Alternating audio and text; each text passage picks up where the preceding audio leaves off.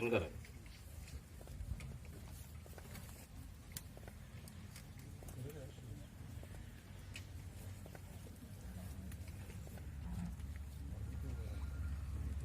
नमस्ते. नमस्ते. नमस्ते. मी पहिल्यांदा मोकणे साहेबांचं कौतुक आणि आभार करायला तयार आहे. कारण गेली 2-2.5 वर्षामध्ये जे सोलापूर जिल्ह्यामध्ये ही जी क्रांती चालू आहे त्या क्रांतीचे सगळ्यात आधारस्तंभ आहेत ते मोकणे साहेब आहेत. त्यांनी खूपच सकारात्मक विचार करून असं वेगवेगळे सेमिनार किंवा आमच्या आंब्याच्या ह्याच्यामध्ये तर ते खूपच ऍक्टिव्ह झालेत. आणि माझी खात्याला अशी एक विनंती राहील की असे सेमिनार प्रत्येक जिल्ह्यामध्ये व्हायला पाहिजेत आणि शेतकऱ्यांना खऱ्या प्रॅक्टिकल नॉलेजची माहिती मिळाली पाहिजे. मी सर्वांचं नाव न घेता स्टेजवरच्या सगळ्या सन्माननीय वक्त्यांचं किंवा उपस्थित असलेल्या सगळ्या लोकांचं आभार मानतो, स्वागत करतो. आणि आपण सर्व आंबा बागायतदार कमी वेळात सूचना देऊनही आपण इथं उपस्थित मोठ्या संख्येनं झालात त्याबद्दल मी नंतर घेतो की तुमचंही आभार आणि कौतुक. त्याच्याच बरोबर कुलकर्णी साहेबांनी आपल्या बागेमध्ये इथं हा सेमिनार करण्याबद्दल मदत म्हणा किंवा जागा सतत मार्गदर्शन दिलं त्याच्याबद्दलही त्यांचा आभार. पहिल्यांदा मी मुकडे साहेबांच्या प्रश्नाचं उत्तर देतो आणि नंतर मग ते आपण लागवडीकडे वळू. आपण साहेबांचं म्हणणं असं आहे की बागा वाढतायत, अतिघन पद्धतीच्या बागा वाढतायत. त्या मालाचं पुढं काय होणार, इतर मालासारखं होणार का? साहेब, मी तुम्हाला आमच्या सगळ्या तज्ञांतली चर्चा आणि तेही आशिया खंडातल्या आंबा तज्ञांची चर्चा जी घडत असते त्यातली उदाहरणं सांगतो.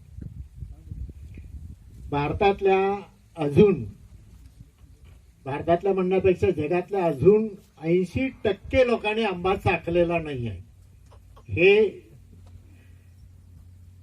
वेगवेगळ्या रिपोर्टिंग मधनं पुढे आलेलं आहे.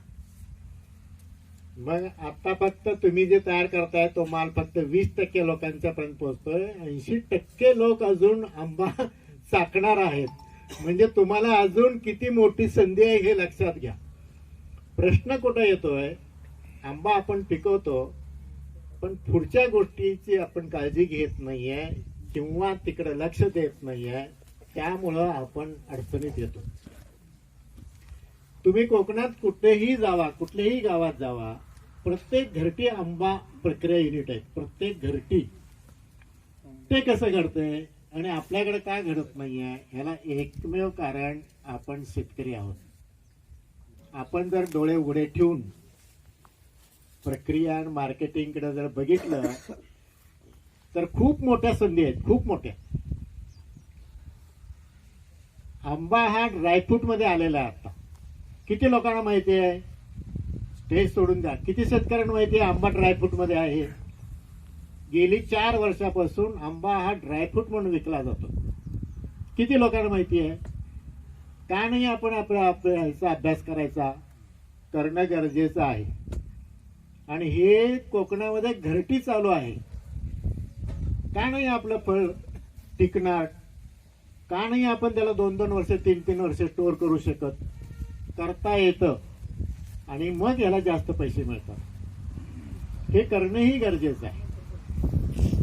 आणि हे सहजासहजी आपल्याकडे करता येतं. तुमच्याकडे बचत गट भरपूर आहेत. तुम्ही नाही केलं तरी बचत गटाकडनं करून घेऊ शकता. आणि ही ट्रेनिंग द्यायला भरपूर लोक तयार आहेत. फक्त आपण तिथपर्यंत जायला पाहिजे, घ्यायला पाहिजे आणि व्हॅल्यू ॲडिशन आंब्यामध्ये करावं लागेल. नुसतं आंब्यामध्येच नाही, या सगळ्यामध्ये करता येतं. तुमच्या शेतात जेवढी पिकं असतील त्याच्यामध्ये सगळ्यात व्हॅल्यू ॲडिशन करता येतं. फक्त टेक्निक आपल्याला शिकावं लागेल. त्या दृष्टीनं आपण एक पाऊल पुढे टाकावं लागेल, अभ्यास करावा लागेल. आणि ह्या गोष्टी फार मोठ्या आहेत असं नाही आहे, सहजासहजी शिकण्यासारखं आहे. मी मगाशी जसं म्हटलं आणि नेहमी आम्ही सांगतो, कोकणातले घरटी लोक करतात आणि त्याच्यामध्ये सगळ्यात जास्त स्त्रिया पुढे आहेत. आता आजच्या ह्याला स्त्रिया कमी आहेत, फक्त दोघेच दिसत आहेत, पण ह्या सुद्धा पुढे येणं गरजेचं आहे. तुमच्या बागेतले बऱ्याच वेळा तुम्ही नसताना मॅनेजमेंट करणारे तुमच्या घरातल्या स्त्रिया असतात, त्यांनाही अशा गोष्टीसाठी पुढे आणावं लागेल तुम्हाला, आणि ते फार मोठी गरज आहे. आणि ह्यातनं तुम्ही व्हॅल्यू ॲडिशन जर केलं तर फार मोठ्या प्रमाणात तुम्ही पुढे जाऊ शकता. आता पाचक्याचं उदाहरण साहेबांनी दिलं, 3 एकरामध्ये 15 लाख रुपये, त्याच्यापेक्षाही कितीतरी पटीनं पैसे आपल्याला मिळू शकतात. फक्त तुमची दृष्टी बदला. टेंभुर्णीचे आपण गेलो तो सर, ते नाव काय ते ढवळे पाटील, दुसरे एक ढवळे पाटील आज येणार होते, माझं तुम्ही आलात सर. यांचं उदाहरण घेण्यासारखं आहे. यांचं टेंभुर्णीला हायवेला वर्कशॉप आहे आणि तिथं त्यांनी स्वतःचा आंबा विकतात. आपणच ना, फोन झाला होता आपला, हे विकतात. तर ते काय दराने विकतात आणि किती पैसे होतात लक्षात घ्या. आता त्यांनी सुद्धा सतत विकले, ह्यांनी सुद्धा तसंच विकले, पण तुझ्या 10 पटीने पैसे ह्यांनी मिळवले. 10 पटीनं. फक्त फोनवरती माझा हे झाला होता. अजूनही मला यानं सांगायचं आहे, याच्यापेक्षा कितीतरी पटीने त्याच्यात पैसे मिळवता येतात. फक्त या पद्धतीनं जावं लागेल. आणि एवढ्या बागायतदारामध्ये ज्यांना सिटीमध्ये मित्र आहेत, ज्यांना हायवेला जागा आहेत, त्यांनी तुमची स्थानं निश्चित करा. केवळ आंब्यामध्येच असं नाही आहे, कशातही तुम्हाला पैसे मिळवता येतात, कशातही.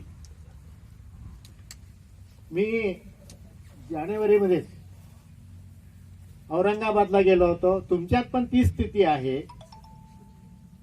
औरंगाबादच्या हायवेला सगळं ते हुरडा विकणारे रांगेनं बसलेले असतात. जसं आमच्याकडं मक्याची कणसं विकतात तसं बसलेले असतात. काय त्यांचा 1 दिवसाचा टर्नओव्हर आहे. तुमच्या इथं बाजरीची भाकरी आणि चटणी विकण्याचा 1 दिवसाचा टर्नओव्हर काय आहे? कधी आपण विचार केला ह्या गोष्टीचा?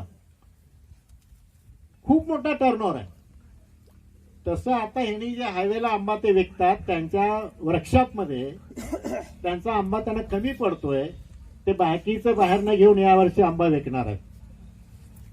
आणि तिथं रेट किती मिळू शकतो? फार मोठ्या प्रमाणात आपल्याला हे करावं लागेल. आणि ह्यातला जो 3 नंबर 4 नंबरचा जो माल आहे तो तुम्ही प्रोसेसिंग मध्ये घ्यायला पाहिजे. त्याच्यातही भरपूर पैसे मिळू शकतात. फक्त तुमची दृष्टी बदलली पाहिजे आणि त्याच्यातनं तुम्हाला पुढे जाता येतं, भरपूर पैसे मिळवता येतात. आपल्याला वेळ नसेल तर बचत गटाचे हातात करा. त्यांच्याकडे 2 तास 3 तास ज्यांना वेळ आहे त्यांना तेवढ्याच वेळामध्ये प्रोसेसिंग करून आपल्याला खूप मोठ्या प्रमाणात काम करता येतं. ह्या गोष्टी सहजासहजी होण्यासारख्या आहेत. मार्केटिंगच्या दृष्टीनं आपल्याला इथं रेनबोवाले आलेत, सचिन नलवडे आहेत, असे अनेक जण आहेत. ते तुमच्या ह्याच्यातनं सुद्धा तुम्ही मिळवू शकता. तुम्ही स्वतः मार्केटिंग करू शकता, स्वतः प्रोसेस करू शकता किंवा दुसऱ्यांच्याकडनं प्रोसेस करून घेऊ शकता. ह्या सगळ्या गोष्टी झाल्यानंतर तुम्हाला तुमच्या आंबा बागेतनं खूप मोठ्या प्रमाणात पैसे मिळवता येतात.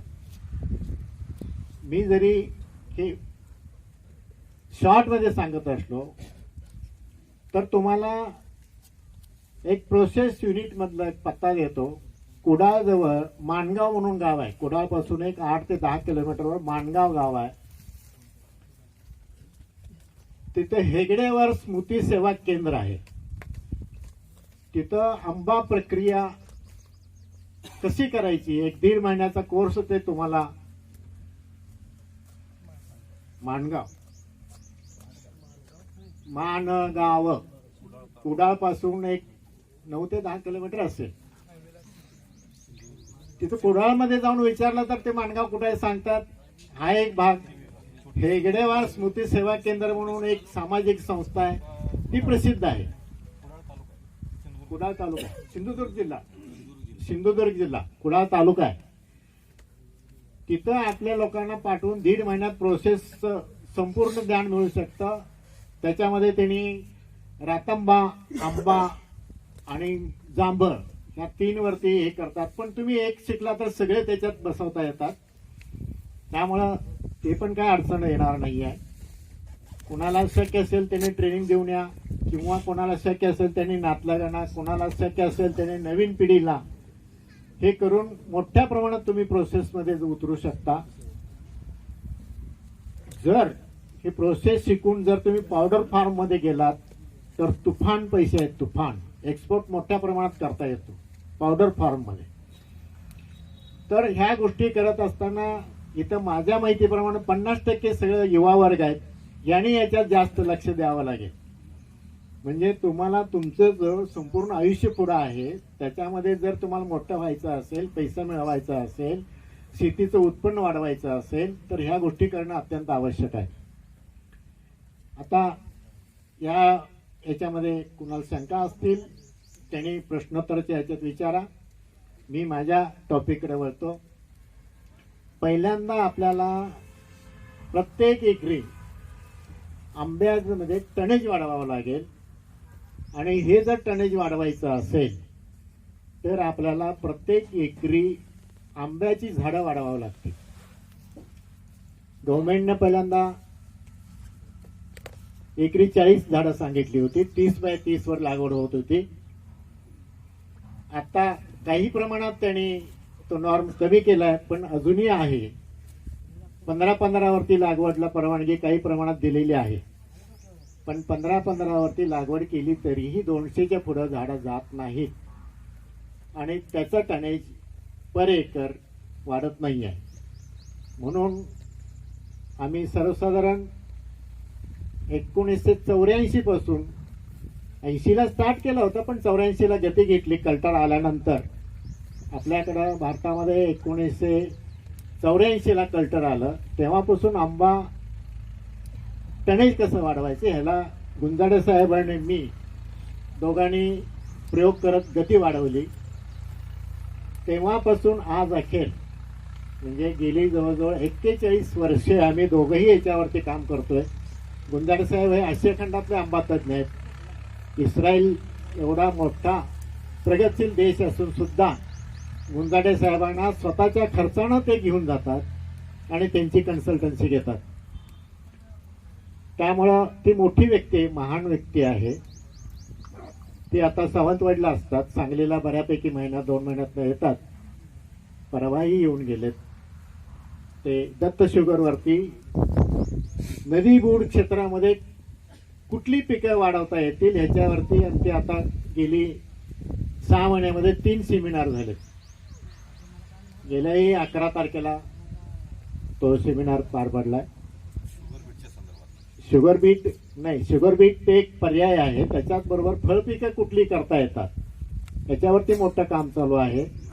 कुठल्या ऊसाच्या जाती असं काय करता येतात का, किंवा इतर पिकं काय आणता येतात का, ह्याच्यावरती मोठ्या प्रमाणात काम चालू आहे. कारण सांगली कोल्हापूर जिल्ह्यामध्ये नदीबूडचं क्षेत्र फार मोठं येत आहे. त्याला पर्यायी योजना ते करण्याचा प्रयत्न करतोय आपण. याच्यामध्ये दत्त कारखान्याचे चेअरमन गणपतराव पाटील हे सगळे अग्रस्थानी आहेत. मोठ्या प्रमाणात ते त्याच्यावरती संशोधन करतात सगळ्या शास्त्रज्ञांना घेऊन. पण आपल्याला आंबा पर एकर टनेज वाढवायचं असेल तर आपल्याला एकरी झाडाची संख्या वाढवावी लागेल.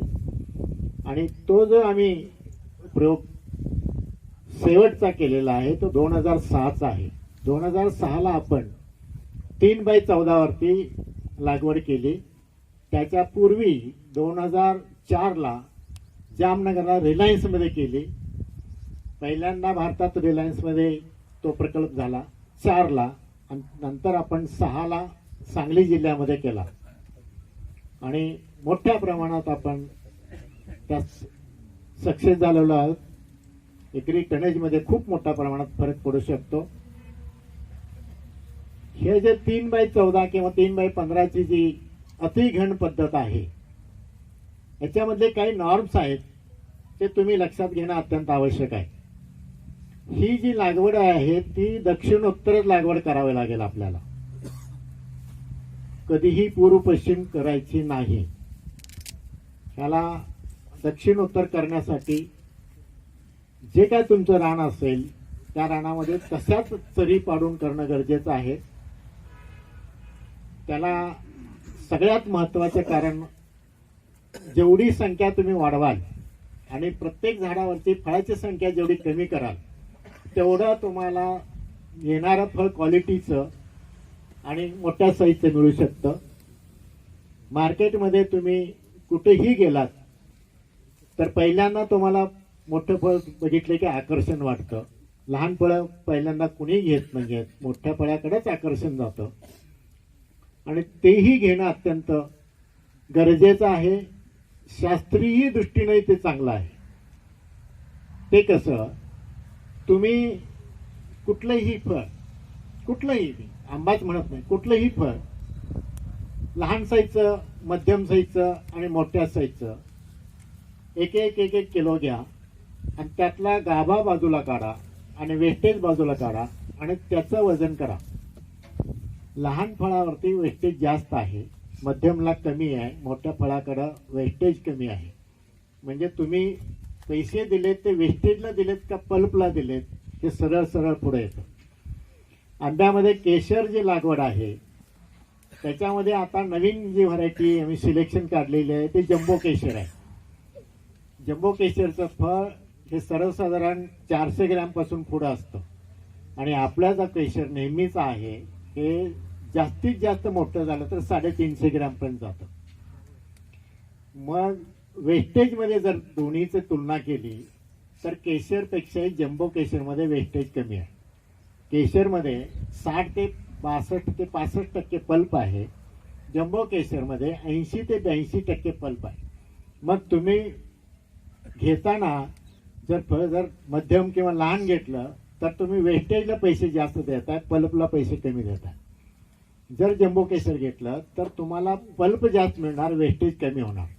म्हणून तुम्ही जर एकरी झाडं जास्त वाढवली, फळाची संख्या कमी केली तर आपल्याला साईजमध्ये फळ मिळतं. त्यामुळं पर एकर टनेजही वाढणार आहे आणि घेणाऱ्याला पल्प वाढणार आहे. हे अत्यंत महत्वाचा मुद्दा याच्यामध्ये ठरतो. त्याच्याच बरोबर जम्बो केशरच्या बरोबर आता हापूस मधला सोनपरीचा ऍडव्हान्स व्हरायटी निघाले. ती सोनपरी नवसारी युनिव्हर्सिटी गुजरात यांनी डेव्हलप केली, पण ते डेव्हलप करून तिथंच थांबले. ते मोठ्या प्रमाणात कमर्शियलमध्ये आणलं नाही आहे. आणि गुंजाड साहेबांच्या वाचनामध्ये हे आल्यानंतर त्यांनी ती नेऊन रिलायन्समध्ये लावली आणि तिथं कमर्शियल दृष्टीनं वाढवली. आणि तो एक फार मोठा आत्ता इश्यू पुढे येतोय. ज्यांना जर लवकर फळ आणायचे असतील, ज्यांना हापूस तुडीचं फळ द्यायचं असेल, त्यांनी सोनपरीकडे वळलं पाहिजे.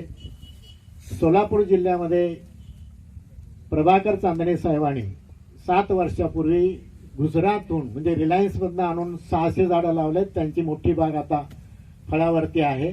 त्यांची कलमही यावर्षी चालू झालेली आहेत. कोणाला हवी असतील त्यांनी तिथनं आणावेत किंवा आमची सांगलीला लठ्ठेजगंज सोसायटीची एक शेतीशाळा आहे दत्तवाडला, तिथंही सोनपरीची कलमं मिळतील. पण दोन्हीकडे बुक केल्याशिवाय कलमं मिळत नाहीत. बुकिंग आहे, कलमं कमी असतात, मागणी जास्त आहे. आणि या पद्धतीनं तुम्ही अतिघन पद्धतीमध्ये जात असताना व्हरायटी सुद्धा तुम्ही निवडली पाहिजे. ह्या 2-3 व्हरायटी जर आपण निवडल्यात तर अधिक पैसे मिळू शकतात. अतिसघन पद्धतीमध्ये 3/14 किंवा 15 लागवड करत असताना दक्षिण उत्तर मी जे सांगितलं होतं तो अत्यंत महत्वाचा मुद्दा आहे.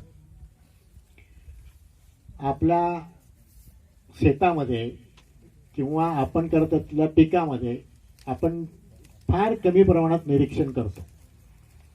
फोटोसिंथेसिस होण्यासाठी ज्या गोष्टी लागतात त्याच्यामध्ये सगळ्यात पहिला मुद्दा ठरतो सूर्यप्रकाशाचा, दुसरा मुद्दा ठरतो तो कार्बन डायऑक्साईडचा, तिसरा मुद्दा ठरतो ते पाण्याचा. ह्या तिन्ही गोष्टी जर कमी जास्त झाल्या तर फोटोसिंथेसिसचं प्रमाण कमी जास्त होतं. दक्षिण उत्तर रांगा केल्यामुळं आणि जमिनीपर्यंत पाण्याची संख्या किंवा फांद्या ठेवल्यामुळं रात्री जे बाहेर आलेला कार्बन डायऑक्साईड असतो तो तिथंच साचलेला असतो. तो आपल्याला सकाळी सूर्यप्रकाश चालू झाल्या जर तुमच्याकडे पाणी उपलब्ध असेल तर फोटोसिंथेसिसचा वेग जबरदस्त वाढवू शकतो. आणि जबरदस्त जर फोटोसिंथेसिस झालं तरच आपल्याला त्या प्लांटवरची पाण्याची संख्या मेंटेन करता येतं किंवा त्याचा साईज मेंटेन करता येतो. आणि त्या सगळ्या पाण्यातलं जे फोटोसिंथेसिसचा होणारं काम त्या झाडाला मिळाल्यानंतर त्या झाडाला येणारी फळं ही तेवढ्याच तोलामोलाची येऊ शकतात. जर तुम्ही जमिनीपासून जर खोड ओपन केला असेल 2 फूट 3 फूट 4 फूट तर कार्बन डायऑक्साईडचा तुमच्या झाडाला उपयोग म्हणावा तसा होत नाही. आणि तो कमी झाल्यामुळं तुमचा फळाचा साईज, त्याची क्वालिटी हे सगळेच बिघडत जातं. केवळ आणि केवळ दक्षिण उत्तर आणि पानाचा खालपर्यंतचा भाग फोटोसिंथेसिसच्या इतपतच सीमित नसून जर आपण ते जर तसं ठेवलं तर सोलापूरचा हॉट पद्धतीचा जो भाग आहे उन्हाळ्यामध्ये मला वाटतं 42, 43, 44 डिग्रीपर्यंत तुमचं तापमान जातं. आणि त्यावेळी जर पानं कमी असतील, पाणी मल्चिंग नसेल तर पानामधनं पाणी इव्हॅपोरेशन होऊन जाण्याचं प्रमाण वाढतं. जर खालपर्यंत पानं असली तर वाऱ्याचा वेग तटावला जातो आणि ते टेम्परेचर वाऱ्याचा वेग तटल्यामुळं किमान 3 ते 4 डिग्रीनं कमी होतं. हे तुम्ही यावर्षी कुठेही मेजरमेंट घेऊन बघू शकता. आणि दुसरी अशी गोष्ट घडते, ज्यावेळी टेम्परेचर वाढायला चालू होतं त्यावेळी ते झाड आपल्या पानातनं पाणी उत्सर्जन करतं.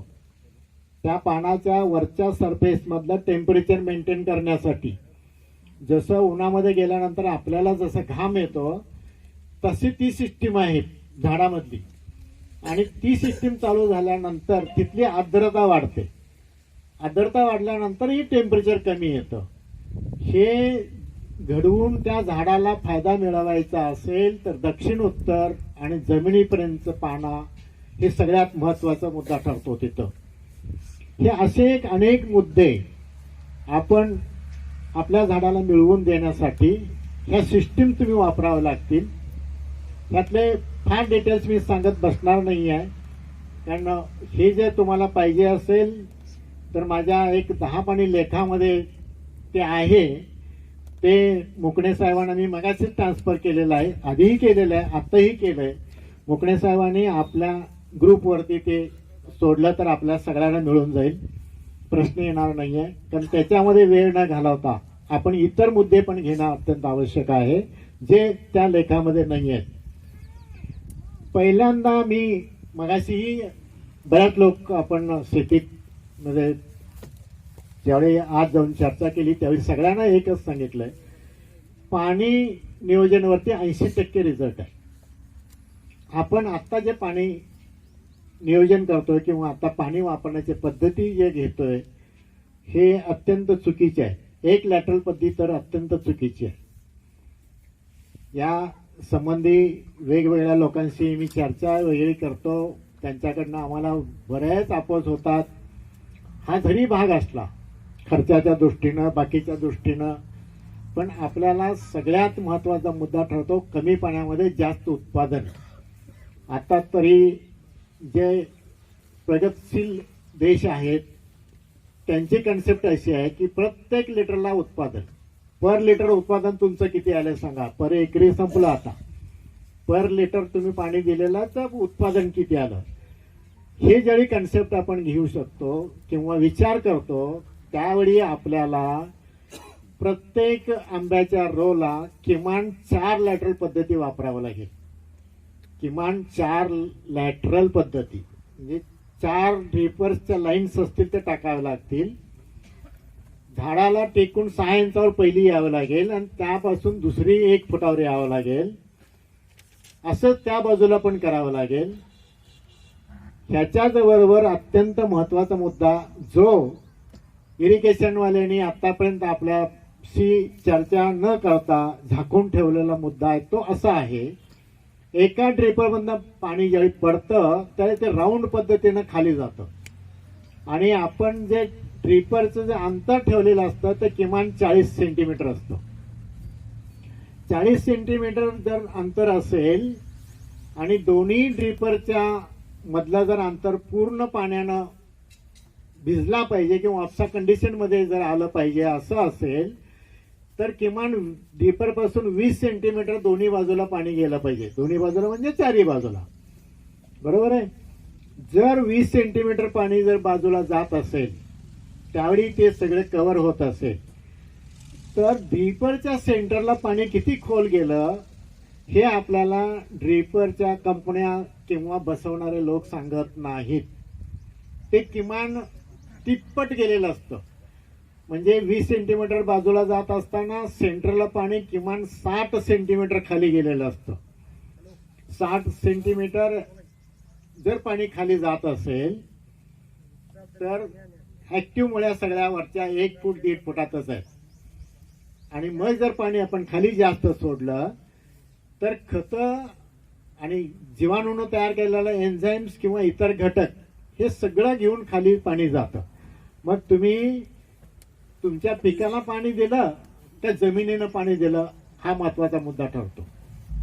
त्यामुळे तुम्हाला लॅटरलची संख्या वाढवून 2 ड्रिपर मधली जर अंतर कमी केलं तर कमीत कमी पाण्यामध्ये जास्तीत जास्त मुळीला वापसा कंडिशन ठेवता येईल आणि तुम्ही दिलेली खतं ही वरच्या 1-1.5-2 फुटातच राहतील आणि त्या सगळ्या मुळीला मिळाल्यामुळं तुमची पिकाची ग्रोथ किंवा वाढ किंवा त्या वनस्पतीपासून निर्माण होणारा कुठलाही पदार्थ ज्वारी असेल, बाजरी असेल, डाळिंब असेल, आंबा असेल, ऊस असेल, हे सगळ्याचं प्रमाण वाढतं.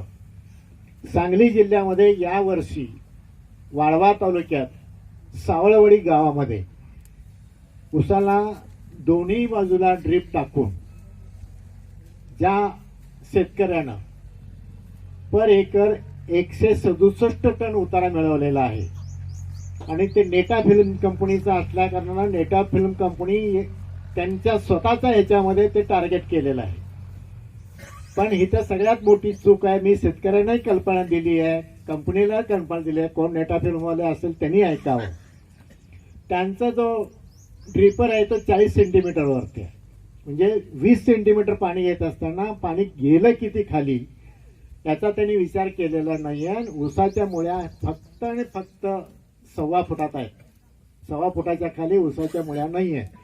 मग तुम्ही खतं दिलेली, पाणी दिलेलं ते खाली लीचआउट झालं, त्याला जबाबदार कोण? शेतकरी, कंपनी का आणि कोण?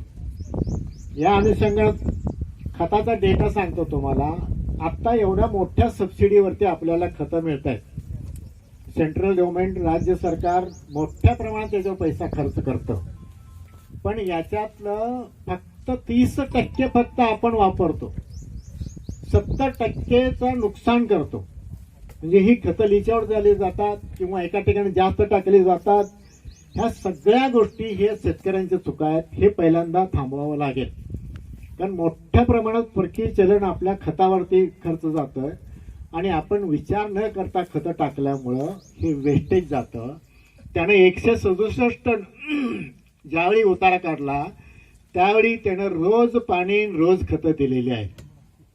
हे सगळ्यात महत्वाचा मुद्दा ठरतो. आणि त्याच पद्धतीनं आपण 4 लॅटरल वापरून जर आपल्या आंबा पिका